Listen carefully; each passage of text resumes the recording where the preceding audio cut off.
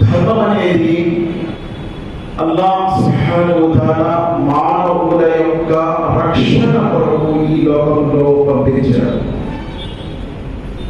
ధర్మము మానవులకు కారుణ్యం, ధర్మం మానవులకు శాపం కాదు. చాలా మంది ధర్మం మానవులకు శాపము అని అనుకుంటున్నారు. నేను ఒక ఉదాహరణ ఇస్తాను. ఇప్పుడు చదివిన ఆయత ద్వారా మీరు ఇస్లాం అనే ధర్మాన్ని విడిచిపెట్టి ఇతర ధర్మాన్ని వెతుకుతున్నారా? భూమి ఆకాశ